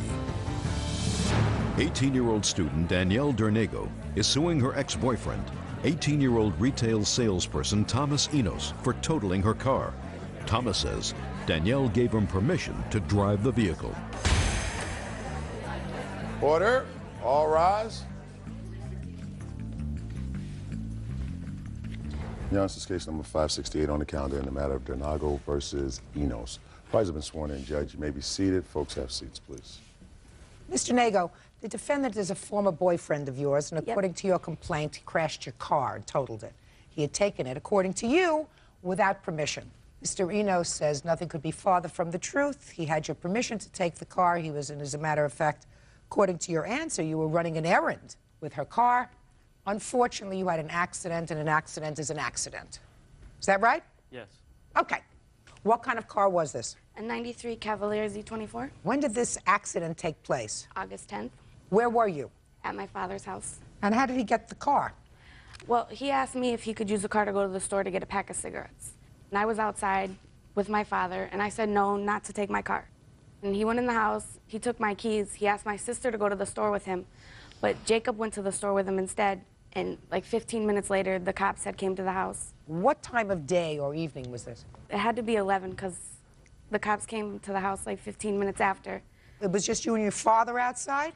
There was like his cousins and a couple people that he knew. So. Was this a party? No, it was not. Just a get-together? I was there, and one of his friends had dropped him off at my house. What time had one of his friends dropped him off at your house? I'd say like 15 minutes before he took my car, because I didn't see him all day. What was the friend's name who dropped him off? Dan. Where had you been earlier that evening with Dan? I was just out doing errands and things like that, hanging out. With Dan? Yes. And you got to her house at about what time? I got to her house pretty early, I'd say like 8, 9 o'clock. She says it was later than that. And what time did you take the car? Around 12:30, ma'am. And where was Dan, the person who had dropped you off? He was there. We were all there. It was more like we were having a small party.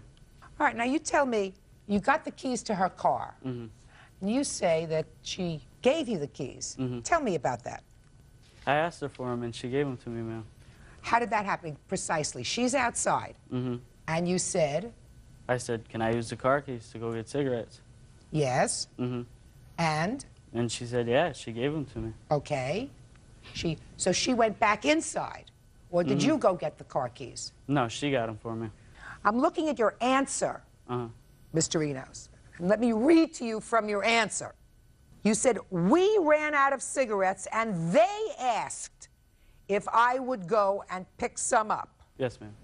Well, it can't be both, Mr. Enos. It has to be either you ran out of cigarettes and asked to borrow the car, or they said to you, would you go and do an errand for us and pick up cigarettes? No, ma'am. That's how it happened, like I just said. I didn't write the report personally, so it might have been mistyped. Show this to him and ask him if it's his signature, please. It is my signature. Yes, Well, you read, don't you? Yes. You don't sign anything before you read it, right? Right. Well, and I assume you read it. It's not a fantasy, it's what you wrote. So what you're telling me is that the things that you wrote in your answer are untrue. No. Is that right? No. They have to be either true or untrue. You mean you want me to try to pick out what's true and what's not true? No, ma'am. Okay. So you get into the car with your friend and you're going to buy cigarettes for yourself, which means that you were not acting as an agent for anybody else. You were doing this yourself. Mm-hmm. And then what happened, sir? Well, we were driving towards the Pride that was down the street from our house, but I was apparently going a little fast, and when I tried to slow down, the streets were slippery, so the back end of the car started to shake, and it went out of control after that. Yes. And we crashed. Yes. I started to walk back to our house after that, after I made sure everybody was all right and everything. What do you mean everybody was all right? Well, me and Jacob. Okay. And I was walking back to our house to tell her what happened, and the police picked me up on my way there. Why did the police pick you up? For crashing the car. They wanted to know what happened. Well, then they put you in jail. Mm-hmm. That usually doesn't happen if you're going to look for help. What were you in jail for, sir? I had some drugs on me. I was caught with possession. You did? What kind of drugs did you have? I had marijuana and ecstasy. And ecstasy? Yeah. Were you carrying it? What do you want? I have the police report if you would like it. Oh, no, I'll look at the police report in a minute. Having a really interesting time here. Now, you were caught with marijuana and ecstasy. Had you used any of that before you got behind the wheel of the car? Oh, yeah, not the ecstasy, but I was pretty intoxicated. Like I said, we were all partying at her father's house. Oh. Well, then, Mr. Enos, this is what I'd like you to explain to me, sir. We now come to the point where you wanted cigarettes. Mm-hmm. You asked if you could use the car, and let me assume for the moment that she said, okay, you can take the car keys. You wanted the cigarettes. You were under the influence of drugs. You were traveling too fast, which caused the car to go out of control in wet weather. Mm-hmm. You totaled the car. So my question to you, sir, is why should you not pay for the car? Well, ma'am, thing is, there was never an agreement, like she said, on her. There doesn't have to be an agreement. Right. Forget agreement. Forget agreement. We're not talking agreement here. You took the car. You were under the influence of drugs. You traveled too fast. You totaled the car, but somebody else should pay for it. No, I'm not saying that. Well, then, why should you not pay for the car? Because I wasn't in the right state of mind, and if she would have said no, like she really said in the report, and really enforced it, then that would have never happened. Is this your mother? Yes. May I? Are you sure you want to defend Yes. that position, No, Madam? I don't want to defend his last statement. Your Honor, I'm not saying that my son is not responsible and shouldn't be held responsible. He should be. Great. Okay, my problem is they all had something to do with this. You know, she let him take the car. He let him drink in his house. Nobody called me till the next evening. They bailed him out of jail without informing me. Her mother actually called me and told me that my son had gotten arrested and he was at her house. That Saturday evening, I went and picked my son up. I asked my son if he had a problem with drugs. He said yes. I brought him into a meeting for narcotics and enrolled him the very next day. Shortly after he went into the rehab center, within a few months, they had broken up, which was fine with me. I was pleased. They'd been together for 5 months. Within that 5 months, he had gotten himself in numerous amounts of trouble. I'm not saying that's her fault, but they were a bad combination. Real cases, real people. Judge Judy. Danielle Dernego claims ex-boyfriend Thomas Enos drove her car without permission and totaled it. Thomas says after a night of partying, he wasn't in the right state of mind. Go ahead. Since then, my son has done fine. I'm not saying that he shouldn't be held accountable. He should be. Good. But everybody should be. No. He got behind the wheel of a car while under the influence of a substance that impaired his judgment because he wanted to go to the store for himself, which is not what he said in his answer, but that's what happened. He was going too fast.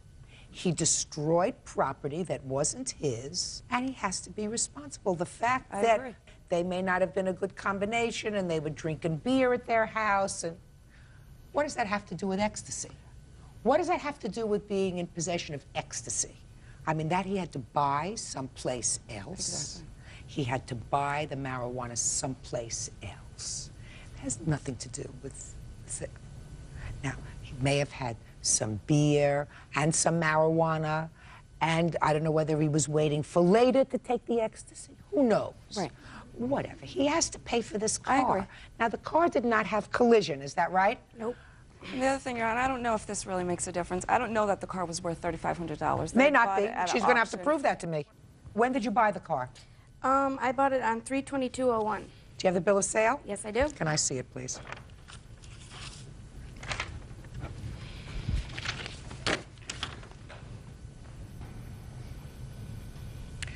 She bought the car for $3,100. You paid cash for it? Yes, I did. She had told me at one point that her dad had bought that car, actually. So, and they work, and her father works in the car business.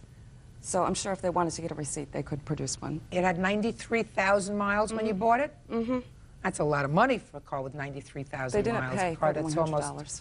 10 years old. Who do you work for, sir? Economy Motor Sales. So you work for these people? Yes, I do. Paid top dollar for this car? Yeah. That's about the market value for that car right now. Stand up, sir. Really, you have the blue book on the I don't car have for a this book. year? I don't have with a book with me. 93,000 miles and 94,000 miles? That's about the value of the car right now, still. But this is what you paid for it. Is that what you're That's what's- testifying to? yeah. Did you get any money at all for scrap or anything else for the car? I had to pay $120, and I have the towing bill right here. I only had to pay $120, and the towing bill still to this day is a balance of $743. For towing? Yes. That's not true either. She sold the car to the place where It says they it right towed on the there. car. It says I She signed my bill told of me. sales Just over. a second. Notes signed over. So it was signed over. Yeah. And I have all the damage that was done on my car on the police report because since I The didn't have car full was coverage. totaled. And you're going to get back the $120 that you paid for the towing because you should have taken care of that. You should have taken care of that right away, sir. You should have tried to resolve this issue with her right away instead of trying to blame other Your people. Honor, these people were living with me. It was not like they didn't have contact with each other after this. These people stayed in my house. What difference does it make? Well, if she wanted money, all she had to do was ask for it. I offered to pay them people numerous times. You did. Just let me ask you this question. They bailed him out of jail. Right. They did, in fact, contact you. No, not till the next evening. They did, in fact, contact you. Yes, they did. Did you pay anything to bail him out of jail? I didn't know Ju- about it till the next evening, so Just no, a I did second. not. So you did not. How much did you pay to get him out of jail? I have the check for $625 that I cashed the morning that I bailed him out. Plus, I threw in another $200, and his friend Angeli threw in the rest. My son threw in $100, and my niece. No, put he money did in. not. Just a second. Your niece did not. put Whatever. anything. Listen to me. You paid. Other people have taken care of Miss Enos. I understand you think that you have a legitimate complaint against these people, but the truth of the matter is, you really don't. They went to bail him out of jail. They called you the very next day. According to him, it was 12:30. Correct. So that you were contacted by them the same day that they bailed him out of jail. Correct. So stop complaining, and you paid nothing. So I'm giving you $3,000 for the value of the car plus $120 that you paid to have it towed. $3,120. Judgment for the plaintiff. That's all. Parties are excused. You may step out. I think it's ridiculous that you can allow children underage to drink at your house and party at your house and do it with them and not be held accountable for it. She needs to clean her habit up. She needs to stop her drugs. And now the next case. All parties in the matter of Wixon versus Harrison. Step forward, please. 24-year-old data entry clerk Janet Wixon is suing 19-year-old Nick Harrison for vandalizing her car. Nick denies the charge and claims he was asleep at the time. Miss Wixon, it is your claim that the defendant busted out the windows on your car. The defendant says that he was home with a friend, right? Yes. Okay. Tell me when this happened, where it happened, where you were, how you know him. Okay, I don't know him at all. I've never seen him before today. I was at my friend Dawn's house. It was on Thanksgiving, the evening of Thanksgiving. We were watching movies. At around 10 o'clock, I was tired, so I wanted to go home. So my boyfriend drove me home. I live right around the corner from her, and he went back there. He drove you home in your car? Yes. So you don't know anything that happened after that? No, just from what they tell me. Them two. Step up, please. Both of us. Tell me your name. Tim, yours? What happened next? Well, we just kept getting phone calls and phone calls. Finally, I got aggravated to answer the phone. He's on there threatening me, calling on me. Could we do this in a professional kind of manner? Okay. You're getting phone calls. He's talking to her daughter. Oh, so you don't know. You didn't pick up the phone. No, then I picked up the phone. The time that you picked up the phone, what did you hear? He said, come fight me right now, I'm out front, or something like that. I didn't believe him. Did you know him before? I know his brother mostly. Dawn, do you know why he was calling? He was calling to talk to my daughter. And then he heard Tim's voice in the background and thought she had another boy over our house. Hey, you know her daughter? Yeah. Excuse me? Yes, Your Honor. You were calling to speak to the daughter? Yes. Was her daughter your girlfriend? Yeah. Yes. Sorry. How many times did you call? 3 or 4 times. Now, at some point you called and you got this gentleman on the phone. Yeah. Yes, Your Honor. What did you say to him? We were arguing back and forth. What were you saying to him, and what was he saying to you?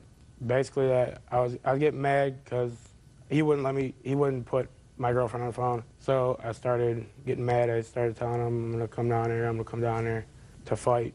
That's Maybe it. your girlfriend didn't want to talk to you that night. Maybe. Is that possible? Probably, yeah. Had you had an argument with her? Yes. So you called her house and she didn't want to speak to you? Yes. Now, what happened next? The phone calls kept coming in, and he was telling Tim to meet him here or there to fight, and Tim wasn't going, and he's finally, the last call, he said, I'll come down there. He came to our house, he called from out in front, he said, I'm out here, are you going to come out here and do anything? Tim said no. The next thing we knew, we heard the windows breaking on the car. Went out on the front porch and seen him. Yes, we did. I went out, when we heard the noise, we went on my front porch. First he called you, you said? Mm-hmm. And said, I'm out here. Right. Did you go and look to see if he was out there? No, he was calling to have Tim come outside and fight. So you didn't look outside no. to see him? No. Then Did you? When I heard the crash, that's when I looked out. And then I seen him behind my car with the baseball bat, hit the back window, knocked it out. And then he hit the tail light, knocked it off. And then he jumped in the car and took off. So now I'll hear you, Mr. Harrison. You're angry, but you said, wasn't you, you were home with a friend. Yes. Let me hear about it. I was at home with my friend, Jim Bugaki, right here. Were you at home with Mr. Harrison that evening? Yes, I was. What were you doing at home with him? We were on the internet, mostly. Well, but he was doing a lot of telephoning. I was on the internet. I don't know what he was doing with his girlfriend, but he was there the whole time with me. Mm-hmm. What time did you arrive at his house?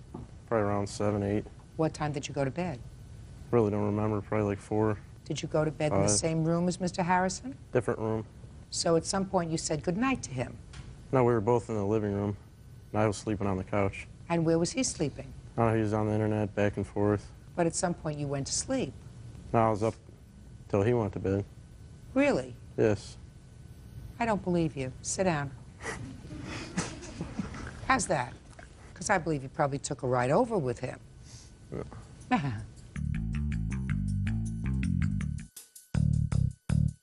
Let me see. Estimate of the damage. So I have pictures. He's not your daughter's boyfriend anymore, is he? That's very good.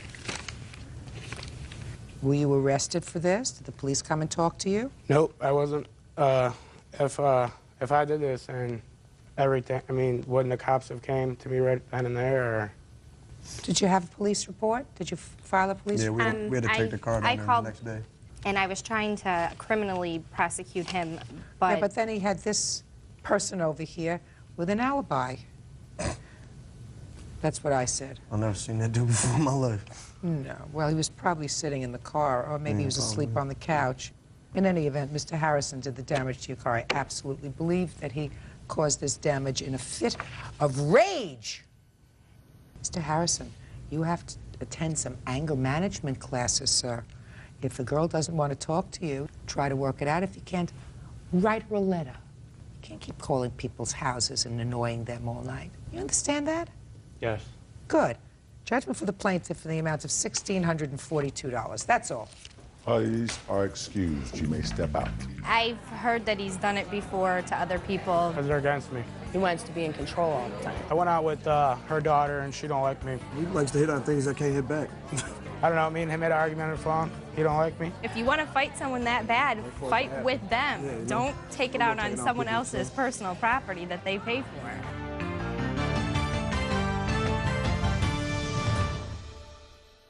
After they ended the relationship, For 4 years, you didn't complain. Now you're not together anymore, and you want the money back. will she forever be in his debt? Tell me what the loans were for. It was various items through the course of our relationship. A lawn tractor that we purchased, airfare, computer repair, a house payment, weed cutting. So what? That's not a loan. The issue isn't the money. He just wants to harass me. An outrageous Judge Judy. You think you're going to go back and tell me every time you spent a penny? Next.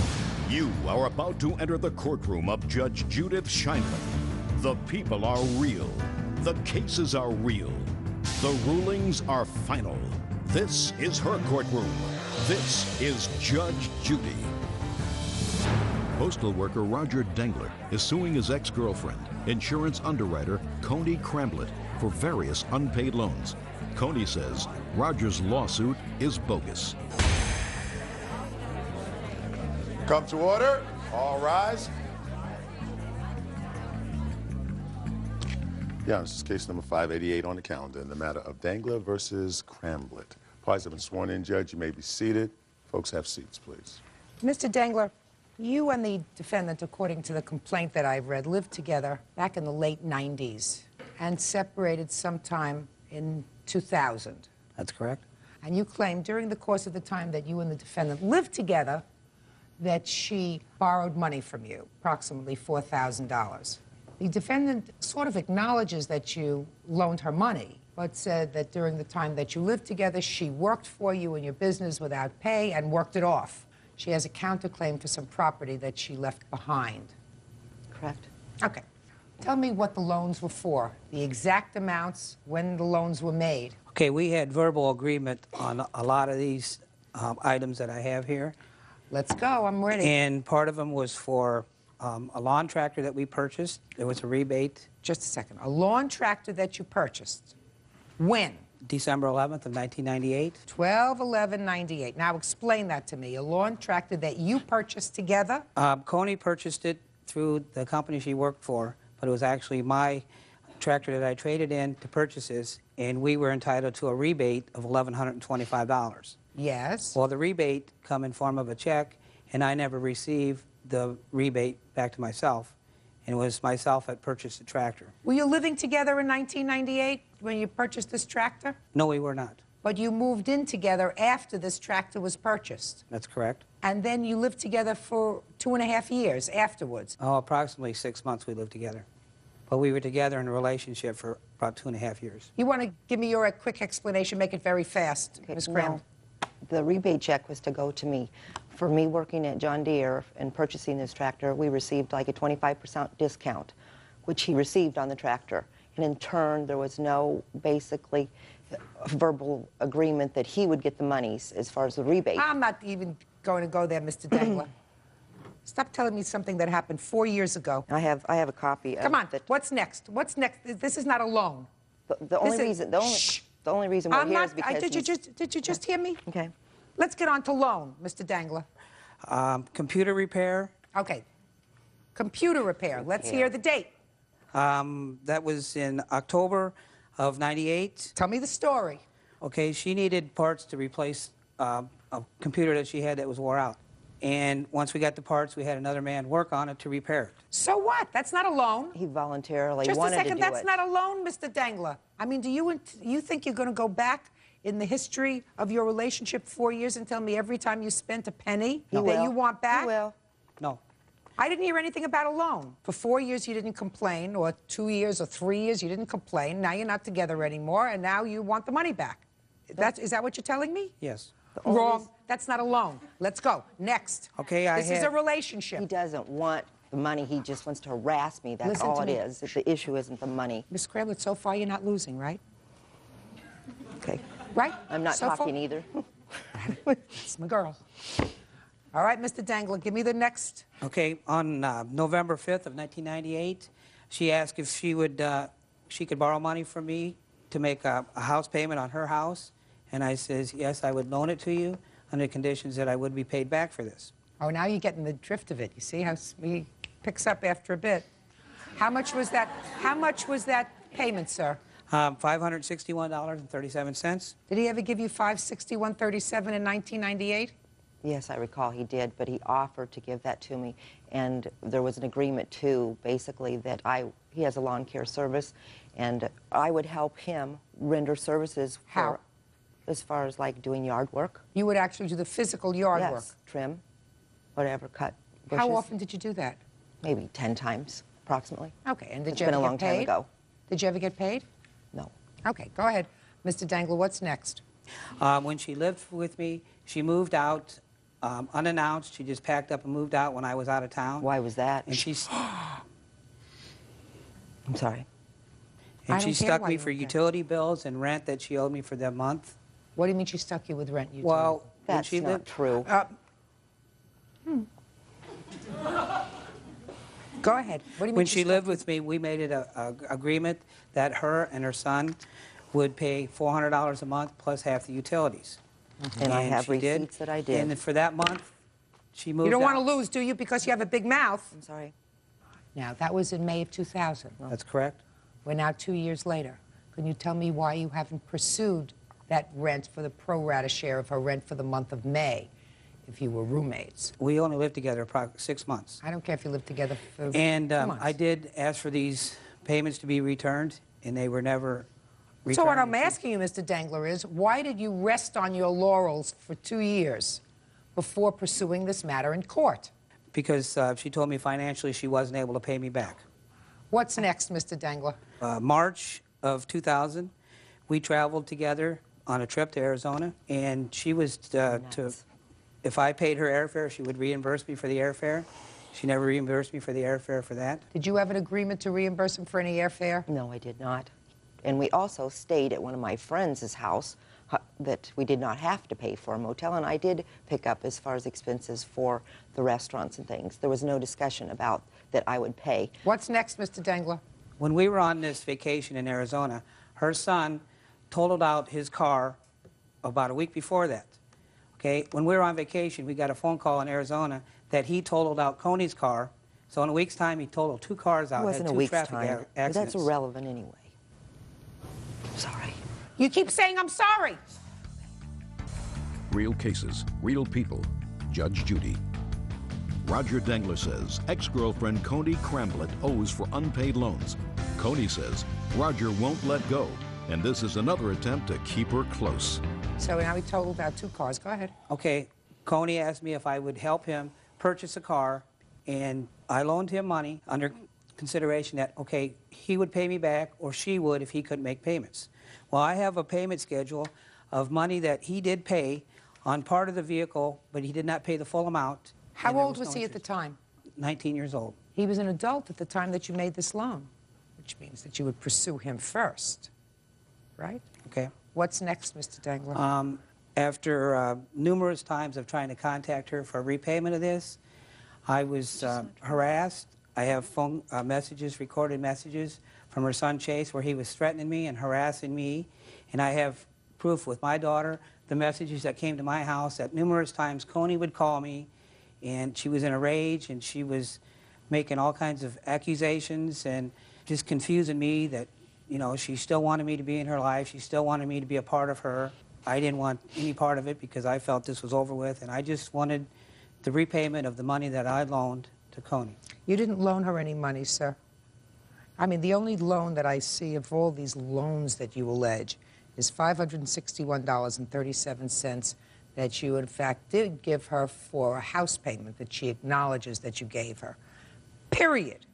You took up living together. You lived together as a couple. You shared a home. You shared a bedroom. You know, you shared a life together. You went on vacations together. Now, 4 years later, you're coming to court and saying, well, I want all the money that I put into this relationship. I want it back. That doesn't happen. We don't have courts for that. We don't have courts for that. We don't have time for that. Now, on a similar note, Ms. Cramblett, you want to tell me what property you claim that you left behind that's worth $550? Basically, like, I purchased whatever, a comforter, bedroom ensemble. It was like a makeup mirror, a rock fountain that were gifts, some of them from him. The whole thing was initiated basically like from harassment. I have a police report. He basically is doing this only to get revenge and to see me again. There's no point as far as that he wants the monies. Ma'am, that is not true. My son is also a witness, and he also can tell you that this is true. It's not a part of your complaint. I'm just reading it. How long were you married, Mr. Dangler? Not to the defendant, but how long were you married before? 3 years. And that was the only marriage that you had? Yes. And this is the child of that marriage? No, it is not. Of another relationship? Yes. That lasted how long? 3 years. You have a short attention span. This one lasted a little bit longer than that. Put a period. It's finished. It's over.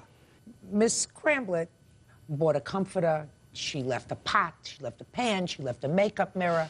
Stupid. We don't maintain a judicial system to take care of petty, stupid issues. Okay. People are supposed to be adults.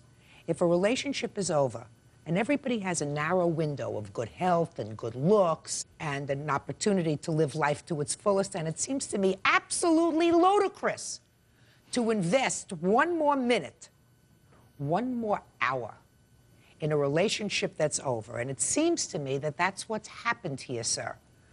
Your relationship lasted a couple of years. It was over. Then there was a time that you were speaking to each other, according to what I read, long distance. Then you find out things that she's got another boyfriend. You get angry. Stupid. It's over. Put a period. Move on to your next relationship. If you spent a couple of bucks, you're not talking about millions of dollars in the scheme of things, sir. Certainly money that you did not miss from 1998 to the year 2002. Your complaint and your counterclaim are dismissed. That's all. Parties are excused. You may step out. She's a user, and she'll take you for what she can get. She's an alcoholic. He was stalking me in hotels. He was, whatever, following me around. I do not have any reason to pursue her. I finally was kind of scared as far as with my life, and so I did make, whatever, a police report. It just got to the point where it got out of control. I'm just glad that it's over, and I hope that he'll finally leave me alone. And now the next case. All parties in the matter of Etchells versus James. Step forward, please. Computer engineer Henry Etchells and his wife Lisa are suing friends of friends, 29-year-old loan officer Dylan James and his wife Michelle for the down payment on a Harley-Davidson. Dylan is countersuing for damage to the motorcycle. Mr. Etchells, you agreed to buy a motorcycle from the defendant for $18,000. Is that right? Yes, Your Honor. According to your complaint, you gave him at some point $600, and he allowed you to take the motorcycle. He was going to come by with a contract at some point in the future. He was supposed to give him $1,000 down. Is that right? Yes, Your Honor. You never gave him the $1,000 down, despite the fact that you took the motorcycle. Correct. But you did give him $600. At some point, either you decided you didn't want this motorcycle, changed your mind. He came to get the motorcycle. You said, you can't have the motorcycle until you give me my $600 back, right? Police were called. He wrote you a check. Stop payment on the check. Is that right? Yes, Your Honor. You want your money back. Yes, Your Honor. Mr. James says that you owe him for the 2 months that you had the bike. I don't know about that. And that you also did some damage to the bike. And the reason he stopped payment on the check was because he noticed that there was damage done to the bike when he got it home. Yes, Your Honor. Okay. How do you know each other? He's next door neighbor to one of my friends. How much money did he give you at the time he actually took physical possession of the bike? Nothing. Nothing. Nothing. You're not in business, are you? No, Your Honor. Why did you take possession of the bike, sir, before you paid for it? Well, the defendant told me that it needed a bonded title, which I didn't know what that meant.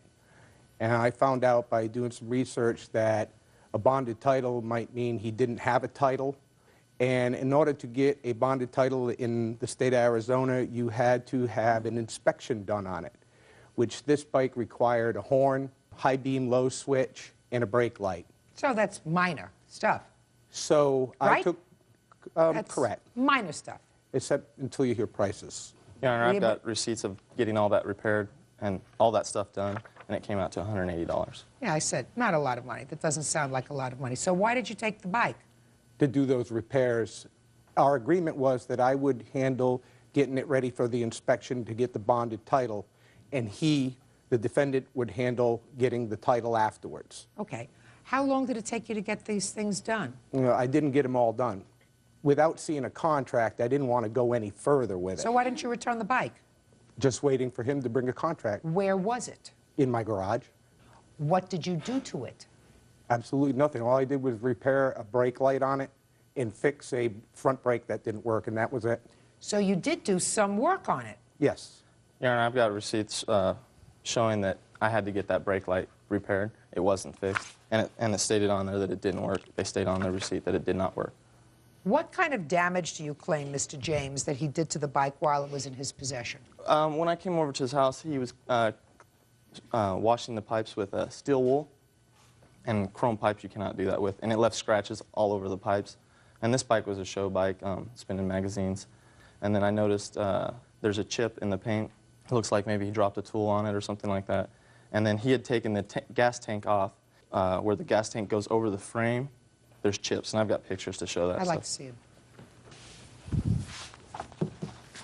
They're close-up pictures. I also have, this is before pictures.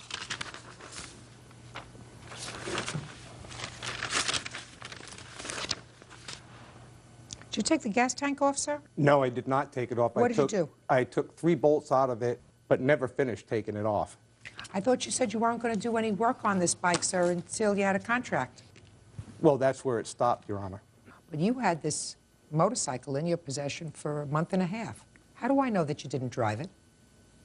I didn't drive it, Your How Honor. do I know that? How does he know that? My witnesses were his next How does he know neighbors. that you didn't get on it and take a spin around? I mean, that would seem to be sort of normal. Your Honor, I drove this from his house to my house. And that's it? And one other occasion, and the defendant knew about it, I had to get a horn. And I drove it to a shop. I didn't know how much a horn cost, and I let them look at it. Okay. You have any proof that that's not true? The only proof I have is that my witnesses had seen him on the motorcycle, or his neighbors. I'll step up. Change places with him, please. Tell me your name. My name is Patrick Campbell. Mr. Etchells did specifically tell me that he drove it to his work and had shown it to some other colleagues that were interested in Harley Davidsons. Is that true, Mr. Etchells? Your Honor, that was the same day that I brought it to have the horn checked out. It's right near my work, and I told the defendant that I was driving it to work and I would stop by the motorcycle shop afterwards to So find the why horn. did you drive it to work for? That was the only time. What did you drive it to work for? I drove it to work because I had to go to work. I drove it to work because the motorcycle shop was right next to my job, and I took it over there to have the horn checked out so I could do it in one.